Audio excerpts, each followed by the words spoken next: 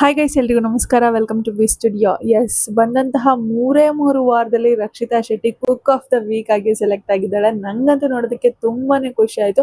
Actually ಹೇಳಬೇಕು ಅಂದ್ರೆ ಅಲ್ಲಿರುವಂತಹ ಅಷ್ಟು ಜನ ಕಂಟೆಸ್ಟೆಂಟ್ ಅಂದ್ರೆ ಸ್ಯಾಟರ್ಡೆ ಎಪಿಸೋಡ್ ಅಲ್ಲಿ ಯಾರ್ಯಾರು ರಕ್ಷಿತಾ ಶೆಟ್ಟಿಗೆ ಕಾಂಪಿಟೇಷನ್ ಕೊಡೋದಕ್ಕೆ ಬರ್ತಾರೆ ಅಷ್ಟು ಜನ ಕಂಟೆಸ್ಟೆಂಟ್ ತುಂಬಾ ಚೆನ್ನಾಗಿ ಕುಕ್ ಮಾಡುವಂಥವ್ರೆ. ಲೈಕ್ ಮೀನಾ ಅವರಾಗಿರ್ಬೋದು, ತಾಂಡವ್ ಅವರಾಗಿರ್ಬೋದು, ಭವಿಷ್ ಅವರಾಗಿರ್ಬೋದು, ಎಲ್ಲರೂ ಸಹ ತುಂಬಾ ಚೆನ್ನಾಗಿ ಕುಕ್ ಮಾಡ್ತಿರುವಂಥವ್ರೆ.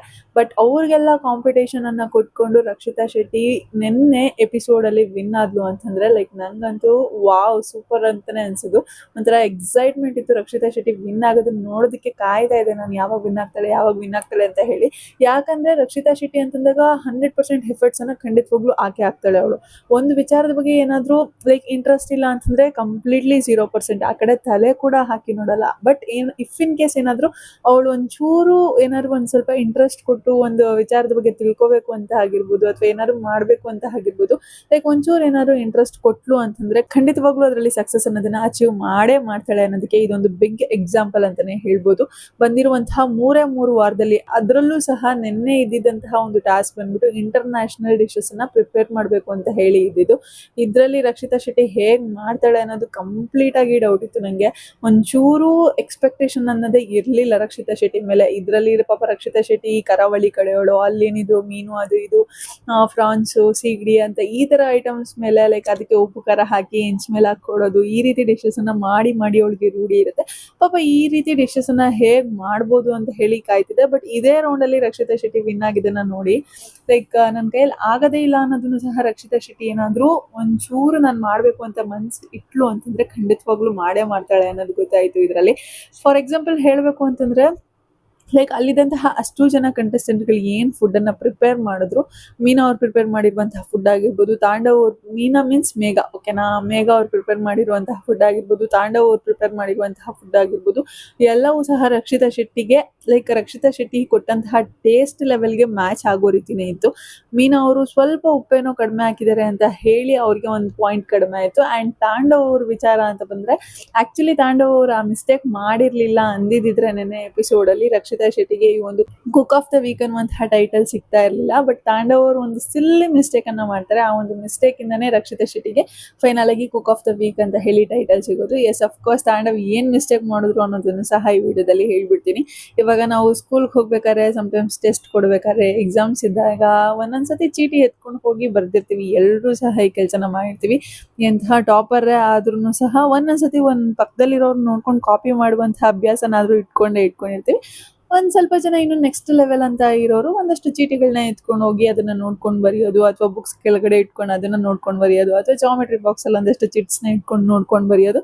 ಈ ರೀತಿ ಎಲ್ಲರೂ ಸಹ ನಾವು ಚಿಕ್ಕ ವಯಸ್ಸಲ್ಲಿ ಮಾಡಿರ್ತೀವಿ. ಸೊ ಅದೇ ಒಂದು ಟೆಕ್ನಿಕ್ ಅನ್ನ ತಾಂಡವರು ಕೂಡ ಅಡ್ಗೆ ಪ್ರಿಪೇರ್ ಮಾಡೋದಕ್ಕೆ ಯೂಸ್ ಮಾಡಿರ್ತಾರೆ. ಸೊ ಚೀಟಿ ಇಟ್ಕೊಂಡ್ಬಂದು ಅದನ್ನ ನೋಡ್ಕೊಂಡು ಫುಡ್ನ ಪ್ರಿಪೇರ್ ಮಾಡ್ತಿರ್ತಾರೆ.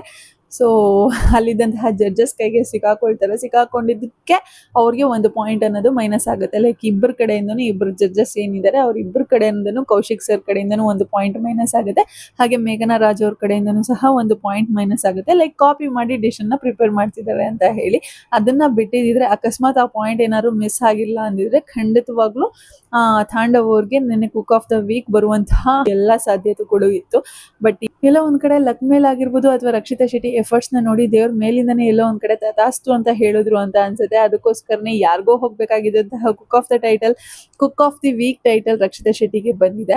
ಅಂಡ್ ಎಸ್, ರಕ್ಷಿತಾ ಶೆಟ್ಟಿಗೆ ಇನ್ನೂ ಸಹ ತುಂಬಾನೇ ಟೈಮ್ ಇತ್ತು. ಅವ್ರಿಗೆಲ್ಲ ಕಾಂಪಿಟೇಷನ್ ಕೊಡ್ತಿದ್ದಾಳೆ ಅಂತಂದ್ರೆ, ಈ ರೇಂಜ್ಗೆ ಕಾಂಪಿಟೇಷನ್ ಕೊಡ್ತಿದ್ದಾಳೆ ಅಂತಂದ್ರೆ ನಿಜವಾಗ್ಲೂ ಹ್ಯಾಟ್ಸ್ ಆಫ್ ರಕ್ಷಿತಾ ಶೆಟ್ಟಿಗೆ. ಬಟ್ ಇನ್ನೂ ಸಹ ಕಲಿಯೋದು ತುಂಬಾನೇ ಇದೆ ರಕ್ಷಿತಾ ಶೆಟ್ಟಿ. ಯಾಕಂದ್ರೆ ಅಲ್ಲಿರುವಂತಹ ಕಂಟೆಸ್ಟೆಂಟ್ ಗಳಿಗೆ ಕಂಪೇರ್ ಮಾಡಿದ್ರೆ ರಕ್ಷಿತಾ ಶೆಟ್ಟಿ ಯಾವತ್ತೂ ಸಹ ಅಂತ ಡಿಶಸ್ ಅನ್ನ ನೋಡಿರಲ್ಲ, ಟೇಸ್ಟ್ ಮಾಡಿರಲ್ಲ. ಅಲ್ಲಿರುವಂತಹ ಅಷ್ಟು ಜನ ಕಂಟೆಸ್ಟೆಂಟ್ ಗಳು ಇಂಟರ್ನ್ಯಾಷನಲ್ ಡಿಶಸ್ ಅನ್ನ ನೋಡಿರ್ತಾರೆ, ಟೇಸ್ಟ್ ಮಾಡಿರ್ತಾರೆ. ಅಟ್ಲೀಸ್ಟ್ ಮನೇಲಿ ತಿಂದಿಲ್ಲ ಅಂದ್ರೂ ಹೊರಗಡೆ ಹೋದಾಗ ನೋಡಿರ್ತಾರೆ. ಹೊರಗಡೆ ಫುಡ್ ಟೇಸ್ಟ್ ಮಾಡೋಕೆ ಹೋದಾಗ ಆ ಥರದ್ದೆಲ್ಲ ಸ್ವಲ್ಪ ಟೇಸ್ಟ್ ಮಾಡಿರ್ತಾರೆ. ಬಟ್ ರಕ್ಷಿತಾ ಶೆಟ್ಟಿಗೆ ಅದ್ರ ಗಂಧ ಗಾಳಿನೇ ಗೊತ್ತಿರಲ್ಲ. ಬಟ್ ಆದರೂ ಕೂಡ ಹೇಗೆ ಪ್ರಿಪೇರ್ ಮಾಡಿದ್ಲು ನನಗಂತೂ ಖಂಡಿತವಾಗ್ಲೂ ಗೊತ್ತಿಲ್ಲ. ನಾನು ಅದ್ರ ಬಗ್ಗೆ ಥಿಂಕ್ ಮಾಡಿದ್ರೆ ನಂಗೇನು ಅನಿಸುತ್ತೆ ಅಂತಂದರೆ ಲೈಕ್ ರಘು ಅಣ್ಣ ಅವರ ಕಡೆಯಿಂದ ಒಂದು ಸ್ವಲ್ಪ ಇನ್ಪುಟ್ಸನ್ನು ತೊಗೊಂಡಿದ್ದಾಳೆ ಅಂತ ಅನ್ನಿಸ್ತಿದೆ ರಕ್ಷಿತಾ ಶೆಟ್ಟಿ. ಇಂತಹ ಡಿಶಸನ್ನು ಪ್ರಿಪೇರ್ ಮಾಡೋದಕ್ಕೆ ರಘು ಅವ್ರ ಕಡೆಯಿಂದ ಒಂದು ಸ್ವಲ್ಪ ಇನ್ಪುಟ್ಸನ್ನು ತೊಗೊಂಡು ಅವರಿಂದ ಇನ್ಸ್ಪೈರ್ ಆಗಿ ಬಂದು ಮಾಡ್ತಿರ್ಬೋದು. ಯಾಕಂದರೆ ನಮ್ಮೆಲ್ಲರಿಗೂ ಸಹ ಗೊತ್ತು ರಘು ಅವರು ಲಾಸ್ಟ್ ಸೀಸನ್ ಅಲ್ಲಿ ವಿನ್ ಆಗಿದ್ರು. ಕ್ವಾಟ್ಲೆ ಕಿಚನ್ ಸೀಸನ್ 1 ಅಲ್ಲಿ ರಘು ಅವರು ವಿನ್ನರ್ ಆಗಿದ್ರು. ಸೊ ಅವರಿಂದ ಒಂದಷ್ಟು ರಘು ಅವ್ರ ಜೊತೆ ರಕ್ಷಿತಾ ಶೆಟ್ಟಿ ತುಂಬಾನೇ ಚೆನ್ನಾಗಿದ್ದಾಳೆ ಅನ್ನೋದು ನಮ್ಗೆ ಗೊತ್ತು. ರೀಸೆಂಟ್ ಆಗಿ ರಘು ಅವ್ರು ಮತ್ತೆ ರಕ್ಷಿತಾ ಅವರ ನೇಟಿವ್ ಪ್ಲೇಸ್ಗೆ ಹೋಗಿ ಬಂದ್ರು. ಸೊ ತುಂಬಾನೇ ಚೆನ್ನಾಗಿ ರಿಲೇಶನ್ಶಿಪ್ ಅನ್ನ ಇಬ್ರು ಸಹ ಮೇಂಟೈನ್ ಮಾಡ್ತಿದ್ದಾರೆ. ಸೊ ರಕ್ಷಿತಾ ಶೆಟ್ಟಿ ಅಂಡ್ ರಘು ಅವ್ರು ಒಟ್ಟಿಗೆ ಇದ್ದಾರೆ ಅಂತಂದ್ರೆ ಒಂದ್ ಸ್ವಲ್ಪ ಇನ್ಪುಟ್ಸ್ ಅನ್ನ ರಘು ಅವ್ರು ಖಂಡಿತವಾಗ್ಲೂ ಕೊಟ್ಟಿರ್ತಾರೆ. ಈ ರೀತಿ ಡಿಶಸ್ ನ ಪ್ರಿಪೇರ್ ಮಾಡು ಅಂತ ಹೇಳಿ ಕೊಟ್ಟಿರ್ತಾರೆ. ಅಂಡ್ ಅದೇ ಒಂದು ಇನ್ಪುಟ್ಸ್ ಅನ್ನ ತಗೊಂಡ್ ಬಂದು ರಕ್ಷಿತಾ ಶೆಟ್ಟಿ ಪ್ರಿಪೇರ್ ಮಾಡಿದಾಳೆ ಅನ್ಸುತ್ತೆ. ಹೇಳ್ಬೇಕು ಅಂದ್ರೆ ರಕ್ಷಿತಾ ಶೆಟ್ಟಿ ಪ್ರಿಪೇರ್ ಮಾಡಿದಂತಹ ಫುಡ್ ನೇಮ್ ಬಂದ್ಬಿಟ್ಟು cheese half boiled fried rice ಅಂತ ಹೇಳಿ. ಆ್ಯಂಡ್ ಅವಳು ಅದನ್ನ ಹೇಳ್ಬಿಟ್ಟು ಅಲ್ಲಿ ಪ್ರೆಸೆಂಟ್ ಮಾಡಿದಾಗ ಮೇಘ ಅವರು ಅದನ್ನ ತಿಂದ್ಬಿಟ್ಟು ಇದು ಫ್ರೈಡ್ ರೈಸಾ ಅಂತ ಕೇಳ್ತಾರೆ. ಅದು ಫ್ರೈಡ್ ರೈಸಾ ಅಂತ ಕೇಳಿದಾಗ ನಂಗಂತೂ ಹೋಯ್ತು ಬಿಡು, ಇದು ಅಷ್ಟೇ ಬಿಡು, ಈ ಒಂದು ಎಪಿಸೋಡಲ್ಲಿ Rakshita Shetty cook of the week ಆಗಲ್ಲ ಬಿಡು, ಹೋಯ್ತು ಬಿಡು ಈ ಒಂದು ವಾರ ಅಂತ ಅನ್ಕೊಂಡಿದ್ದೆ. ಬಟ್ ಫ್ರೈಡ್ ರೈಸ್ ಅಂತ ಕೇಳಿದಾಗ ರಕ್ಷಿತಾ ಶೆಟ್ಟಿ ರೈಸ್ ಅಂತ ಹೇಳ್ತಾಳೆ. ಅದು ಫ್ರೈಡ್ ರೈಸ್ ಆದ್ರು ಅಂತ ಅನ್ಕೊಳ್ಳಿ, ಅಥವಾ ರೈಸ್ ಆದ್ರು ಅನ್ಕೊಳ್ಳಿ, ಒಟ್ನಲ್ಲಿ ರೈಸ್ ಮಾಡಿದೀನಿ ಅಂತೇಳೆ. ಆ್ಯಂಡ್ ಅಲ್ಲಿ ಅವ್ರಿಗೆ ಸಿಕ್ಕಿದಂತಹ ಅಜ್ಜಿ ಪಾರ್ಟ್ನರ್ ಏನು ಸಿಕ್ಕಿದ್ರು ಅವರು ಕೂಡ ಕೈಗೆ ಏನೇನು ಸಿಗುತ್ತೆ ಅದನ್ನೆಲ್ಲ ಎತ್ತಿ ಎತ್ತಿ ಪಾಪ ಹಾಕ್ತಾನೆ ಇದ್ರು. ಅವ್ರು ಏನೇನು ಹಾಕಿದ್ರೋ ಅದರಲ್ಲೇ ಒಂದಷ್ಟು ಮೇಂಟೈನ್ ಮಾಡಿಕೊಂಡು ಆ ರೀತಿ ಪ್ರಿಪೇರ್ ಮಾಡಿದ್ದಾಳೆ. ಯಾಕಂದರೆ ಅವರೊಂದು ತಲೆನಲ್ಲಿ ಇಟ್ಕೊಂಡು ಬಂದಿರ್ತಾರೆ, ನಾವು ಹಿಂಗೆ ಅಡುಗೆ ಮಾಡಬೇಕು, ಈ ಐಟಮ್ಸ್ನೇ ಹಾಕಬೇಕು. ಫಾರ್ ಎಕ್ಸಾಂಪಲ್ ಇವಾಗ ತಾಂಡವ್ ಅವರು ಸ್ಲಿಪ್ನೇ ತೊಗೊಂಬಂದ್ಬಿಟ್ಟಿದ್ರು, ಏನೇನು ಹಾಕಬೇಕು ಎಷ್ಟೆಷ್ಟು ಹಾಕಬೇಕು ಅಂತ ಹೇಳಿ ನೋಡ್ಕೊಂಡು ಮಾಡೋಣ ಅಂತ ಹೇಳಿ ಒಂದು ಸ್ಲಿಪ್ನೇ ಎತ್ಕೊಂಡು ಬಂದ್ಬಿಟ್ಟಿದ್ರು. ಆ ರೀತಿ ಮನೆಯಲ್ಲಿ ಕುತ್ಕೊಂಡು ಪ್ರಾಕ್ಟೀಸ್ ಮಾಡಿ ಬಂದಿರ್ತಾರೆ. ನಾವು ಹಿಂಗೆ ಹಾಕಬೇಕು, ಇದೇ ಐಟಮ್ಸ್ನ ಯೂಸ್ ಮಾಡಿಕೊಂಡು ಈ ಒಂದು ಡಿಶನ್ನು ಪ್ರಿಪೇರ್ ಮಾಡಬೇಕು ಅಂತ ಹೇಳಿ ಬಂದಿರ್ತಾರೆ. ಬಟ್ ಅಲ್ಲಿ ಬರುವಂತಹ ಗೆಸ್ಟ್ಗಳಾಗಿರ್ಬೋದು ಅಥವಾ ಕ್ವಾಟ್ಲೆಗಳಾಗಿರ್ಬೋದು ಬೇಡದೇ ಇರೋ ಐಟಮ್ಸ್ನೆಲ್ಲ ಹಾಕಿದಾಗ ಹಿಂಗಪ್ಪ ಮಾಡೋದು ನಾವಿವಾಗ ಅಡುಗೆ ಅನ್ನೋ ರೀತಿ ಆಗಿಬಿಡುತ್ತೆ. ಅದರಲ್ಲೂ ಸಹ ಅಲ್ಲಿ ಬಂದಿರುವಂತಹ ಕಂಟೆಸ್ಟೆಂಟ್ಗಳು ಯಾರನ್ನು ಸಹ ತುಂಬ ನಾನು ಕುಕ್ಕಿಂಗಲ್ಲಿ ಎಕ್ಸ್ಪರ್ಟ್ ಇದ್ದೀನಿ ಅನ್ನೋಂಥವ್ರಲ್ಲ. ಲೈಕ್ ಸೂರಜ್ ಅವ್ರಿಗೆ ಓಕೆ ಯಾಕಂದರೆ ಅವರು ಕೂಡ ಹೊರದೇಶದಲ್ಲಿ ಅಂದರೆ ಬಿಗ್ ಬಾಸ್ ಬರೋದಕ್ಕೂ ಮುಂಚೆ ಅವ್ರು ಬೇರೆ ದೇಶದಲ್ಲಿ ಕೆಲಸ ಮಾಡ್ತಿದ್ರು, ಅವಾಗ ಚೆಫ್ ಆಗಿ ಕೆಲಸ ಮಾಡ್ತಿದ್ದೀನಿ ಅಂತ ಅವರೇ ಹೇಳಿದ್ದಾರೆ. ಸೊ ಅವ್ರಿಗೊಂಚೂರು ಎಕ್ಸ್ಪೀರಿಯನ್ಸ್ ಇದೆ. ಮತ್ತು ಒಂದಷ್ಟು ಜನಕ್ಕೆ ಲೈಕ್ ನಾರ್ಮಲ್ ಲೋಕಲ್ ಫುಡ್ಸ್ನ ಮಾಡಿ ಎಕ್ಸ್ಪೀರಿಯನ್ಸ್ ಇರುತ್ತೆ ಅಷ್ಟೇ. ಬಟ್ ಈ ಥರ ಇಂಟರ್ನ್ಯಾಷನಲ್ ಡಿಶಸ್ ಎಲ್ಲ ಪ್ರಿಪೇರ್ ಮಾಡ್ಬೇಕಾದ್ರೆ ಅವ್ರಿಗೂ ಸ್ವಲ್ಪ ಭಯ ಅನ್ನೋದಿರುತ್ತೆ. ಒಂದು ಪದಾರ್ಥ ಹಾಕ್ಬೋದೋ ಬೇಡವೋ, ಈ ಡಿಶ್ಗೆ ಆ ಐಟಮ್ ಅವಶ್ಯಕತೆ ಇತ್ತೋ ಇಲ್ವೋ ಅಂತ ಹೇಳಿ. ಬಟ್ ಆ ಹೆಜ್ಜೆ ಎತ್ಕೊಂಡು ಎಸಿತಾನೆ ಇದ್ರು. ಪಾಪ ರಕ್ಷಿತಾ ಶೆಟ್ಟಿ ನನಗಿದು ಬೇಡ ಅಂತ ಹೇಳಿ ಹಾಕಿರೋದನ್ನ ತೆಗೆದು ಸೈಡ್ಗೆ ಹಾಕಿದ್ರು ಸಹ ಇರಲಿ ಹಾಕು ಅಂತ ಹೇಳಿ ಹಾಕ್ತಿದ್ರು. ಸೊ ಫೈನಲ್ ಆಗಿ ಅದನ್ನೆಲ್ಲ ಇಟ್ಕೊಂಡೇ ಅಡುಗೆ ಮಾಡಿದ್ರು. ಅಜ್ಜಿ ಏನೇನು ಹಾಕಿದ್ರು ಅದನ್ನೆಲ್ಲ ಇಟ್ಕೊಂಡೇ ಅಡುಗೆ ಮಾಡಿದ್ರು, ಅಥವಾ ಅದನ್ನೆಲ್ಲ ಎತ್ತು ಸೈಡ್ಗೆ ಹಾಕಿ ಸಪ್ರೇಟಾಗಿ ಏನಾದರೂ ಡಿಶನ್ನು ಪ್ರಿಪೇರ್ ಮಾಡಿದ್ರು ಹೇಳ್ಬೋದು ಗೊತ್ತಿಲ್ಲ Rakshita Shetty. But cook of the week ಅಂತೂ ರಕ್ಷಿತಾ ಶೆಟ್ಟಿ ಆಗಿದ್ದಾಳೆ. ಆ್ಯಂಡ್ ಎಸ್, ಆವಾಗಲೇ ಹೇಳ್ದಂಗೆ ಯಾವುದಾದ್ರೂ ಒಂದು ವಿಚಾರದಲ್ಲಿ ತುಂಬ ಇಂಟ್ರೆಸ್ಟ್ ಇಟ್ಟು ಮಾಡಿದ್ಲು ಅಂದರೆ 100% ಎಫರ್ಟ್ಸನ್ನು ರಕ್ಷಿತಾ ಶೆಟ್ಟಿ ಹಾಕಿ ಹಾಕ್ತಾಳೆ. ಆ್ಯಂಡ್ ಅದರಲ್ಲಿ ಸಕ್ಸಸ್ ಕೂಡ ಆಗಿ ಆಗ್ತಾಳೆ. ಇದನ್ನು ನಾವು ಸುಮಾರು ಸತಿ ಬಿಗ್ ಬಾಸಲ್ಲೂ ಸಹ ಎಕ್ಸ್ಪೀರಿಯೆನ್ಸ್ ಮಾಡಿದ್ದೀವಿ. ಹಾಗೆ ಇವಾಗ ಕ್ವಾಟ್ಲೆ ಕಿಚನಲ್ಲೂ ಸಹ ಅದನ್ನೇ ಎಕ್ಸ್ಪೀರಿಯೆನ್ಸ್ ಮಾಡ್ತಾ ಇದ್ದೀವಿ. ಲೈಕ್ ಅವಳು ಹೇಗಿರ್ತಾಳೆ ಅಂತಂದರೆ, ಇವಾಗ ಈ ಸತಿ ಕುಕ್ ಆಫ್ ದ ವೀಕ್ ಆಗಿದ್ದಾಳಾ, ಸಾಕು ನನಗೆ ಈ ಒಂದ್ಸತಿ ಈ ಟೈಟಲ್ ಸಿಕ್ತಲ್ಲ ಸಾಕು, ನಾನು ಮಜಾಕ್ ಮಾಡಿಕೊಂಡು ಆರಾಮಾಗಿ ಇನ್ನು ಶೋನ ನಡೆಸ್ಕೊಂಡು ಹೋಗ್ತೀನಿ, ನನಗೆ ವಿನ್ನಿಂಗ್ ಟೈಟಲ್ ಅನ್ನೋದು ಬೇಡ, ನನಗೆ ಈ ಒಂದು ಶೋಯಿಂದ ಬರುವಂತಹ ದುಡ್ಡು ಬೇಡ, ನನಗೆ ಮಜಾ ಮಾಡಬೇಕು, ಆರಾಮಾಗಿ ಕೊಂಡ್ಕೊಂಡು ತಿನ್ಕೊಂಡು ಓಡಾಡಿಕೊಂಡು ಮಜಾ ಮಾಡ್ಕೊಂಡು ಇರಬೇಕು, ಅಷ್ಟೇ ನನಗೆ ಬೇಕಾಗಿರೋದು. ಇರೋದು ಒಂದು ಲೈಫು, ಆ ಲೈಫ್ನ ಕಂಪ್ಲೀಟಾಗಿ ನಾನು ಎಂಜಾಯ್ ಮಾಡಬೇಕು.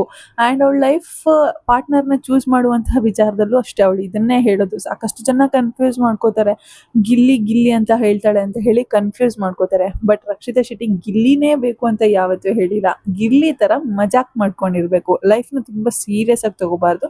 ಸೀರಿಯಸ್ ಆಗಿ ತೊಗೊಳ್ಳೋ ಟೈಮಲ್ಲಿ ತೊಗೋಬೇಕು, ಬಟ್ ಯಾವಾಗಲೂ ಸೀರಿಯಸ್ ಆಗಿ ಇರ್ಕೂಡ್ದು. ಇರೋ ಒಂದು ಲೈಫ್ನ ಮಜಾ ಮಾಡ್ಕೊಂಡು ಆರಾಮಾಗಿ ಕಳಿಬೇಕು ಅನ್ನೋದು ಅವಳ ಒಂದು ಯೋಚನೆ ಆಗಿರೋದು. ಬಟ್ ಅದನ್ನು ಬೇರೆಯವರು ಯಾವ ರೀತಿನೋ ತಿರುಗಿಸಿ ಇವಳಿಗೆ ಅವರಂದರೆ ಇಷ್ಟ, ಇವಳಿಗೆ ಅವರಂದರೆ ಇಷ್ಟ ಅಂತ ಹೇಳಿ ಯಾವ್ದ್ಯಾವ್ದಕ್ಕೋ ಕನೆಕ್ಟ್ ಮಾಡಿಬಿಟ್ಟಿದ್ದಾರೆ. ಆ್ಯಂಡ್ ಇನ್ನೊಂದು ಕ್ಲಾರಿಟಿ ಕೊಟ್ಬಿಡ್ತೀನಿ. ರಕ್ಷಿತಾ ಶೆಟ್ಟಿ ಒಂದು ವಿಡಿಯೋದಲ್ಲಿ ಲೈಕ್ ಇಂಟರ್ವ್ಯೂ ಮಾಡಬೇಕಾದ್ರೆ ಗಿಲ್ಲಿ ಹೆಸರು ಹೇಳಿದಾಗ ಕಣ್ಣೀರಿಟ್ಲು, ಗಿಲ್ಲಿನ ನೆನೆಸ್ಕೊಂಡು ಕಣ್ಣೀರಿಟ್ಲು ಅಂತ ಹೇಳಿ ಸುಮಾರು ಜನ ವಿಡಿಯೋನ ಮಾಡಿ ಹಾಕಿದ್ದಾರೆ. ಇಲ್ಲ, ರಕ್ಷಿತಾ ಶೆಟ್ಟಿ ಗಿಲ್ಲಿನ ನೆನೆಸ್ಕೊಂಡು ಕಣ್ಣೀರಿಟ್ಟಿರೋದಲ್ಲ. ನಾನು ಕೂಡ ಒಂದು ವಿಡಿಯೋನ ನೋಡಿದ್ದೀನಿ, ಕಂಪ್ಲೀಟ್ ವಿಡಿಯೋನ ನಾನು ನೋಡಿದ್ದೀನಿ. ಗಿಲ್ಲಿನ ನೆನೆಸ್ಕೊಂಡು ರಕ್ಷಿತಾ ಶೆಟ್ಟಿ ಕಣ್ಣೀರಿಟ್ಟಿಲ್ಲ, ಬಿಗ್ ಬಾಸಲ್ಲಿ ಇದ್ದಂತಹ ದಿನಗಳನ್ನ ನೆನೆಸ್ಕೊಂಡು ಅವಳು ಕಣ್ಣೀರಿಟ್ಲು. ಅವರ ಫ್ರೆಂಡ್ಶಿಪ್ ಹೇಗಿತ್ತು, ಬಿಗ್ ಬಾಸ್ ಮನೆ ಒಳಗಡೆ ಅವ್ರು ಹೇಗಿದ್ರು, ಯಾಕಂದರೆ ತುಂಬ ಜೆನ್ಯೂನ್ ಆಗಿ ಕನೆಕ್ಟ್ ಆಗಿದ್ಲು ಅವಳು. ಒಂದಷ್ಟು ಜನಗಳ ಜೊತೆ ತುಂಬ ಜೆನ್ಯೂನ್ ಆಗಿ ಕನೆಕ್ಟ್ ಆಗಿದ್ಲು. ಬೇಡ ಅಂತ ಬಿಟ್ಟಾಗ ಬಿಟ್ಟು ಹಾಕ್ತಾಳೆ, ತುಂಬ ಜೆನ್ಯೂನ್ ಆಗಿ ಕನೆಕ್ಟ್ ಆದಾಗ ಹೊರಗಡೆ ಬಂದಿದ ತಕ್ಷಣ ಲೈಕ್ ಈ ಡಿಸ್ಟೆನ್ಸ್ ಅನ್ನೋದು ಆಯ್ತಲ್ಲ ಎಲ್ರ ಮಧ್ಯ. ಸೊ ಆ ಡಿಸ್ಟೆನ್ಸ್ ಸುದೀಪ್ ಸರ್ ಹೇಳಿದ್ರು, ಬರೋವಾಗ ಮಾತ್ರ ಎಲ್ಲರೂ ಹಿಂಗಿರ್ತೀರಾ, ಹೋಗ್ಬೇಕಾದ್ರೆ ಎಲ್ಲರೂ ಬೇರೆ ಬೇರೆ ಕಡೆ ಹೋಗ್ತೀರಾ ಅಂತ ಹೇಳಿದ್ದಾರೆ.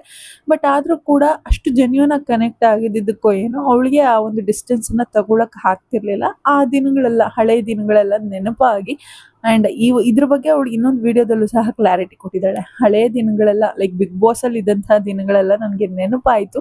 ನೆನಪಾಗಿದ್ದು ಒಂದೇ ಒಂದು ಕಾರಣಕ್ಕೆ ನನ್ನ ಕಣ್ಣೀರಿಟ್ಟೆ ಹೊರತು ಗಿಲ್ಲಿಗೋಸ್ಕರನೇ, ಪರ್ಟಿಕ್ಯುಲರ್ ಆಗಿ ಗಿಲ್ಲಿಗೋಸ್ಕರನೇ ಕಣ್ಣೀರಿಟ್ಟಿಲ್ಲ ಅಂತ ಹೇಳಿದ್ದಾರೆ. ಆ್ಯಂಡ್ ಗಿಲ್ಲಿಗೂ ಸಹ ವಿಶ್ ಮಾಡಿದ್ದಾರೆ, ಅವರ ಬರ್ಡೇಗೆ ವಿಶ್ ಮಾಡಿದ್ಲು. ಆ್ಯಂಡ್ ಅವರ ಮೂವಿಗೂ ಸಹ ಆಲ್ ದ ಬೆಸ್ಟ್ ಅಂತ ತಿಳಿಸಿದ್ಲು. ಗಿಲ್ಲಿ ಮೇಲೆ ಯಾವುದೇ ರೀತಿಯಾದಂತಹ ಫೀಲಿಂಗ್ಸ್ ಇಲ್ಲ. ಫ್ರೆಂಡ್ ಅಷ್ಟೇ. ಫ್ರೆಂಡ್ಶಿಪ್ಪಲ್ಲಿ ನಾನು ಗಿಲ್ಲಿ ಜೊತೆನೂ ಬೇಕಾದ್ರೂ ಹೋಗಿ ಗಿಲ್ಲಿನ ಮೀಟ್ ಮಾಡ್ತೀನಿ ಅಂತಲೇ ಹೇಳಿದ್ದಾಳೆ. ಗಿಲ್ಲಿನ ಮೀಟ್ ಮಾಡ್ತೀನಿ ಅಂತ ಹೇಳಿದ್ದಾಳೆ.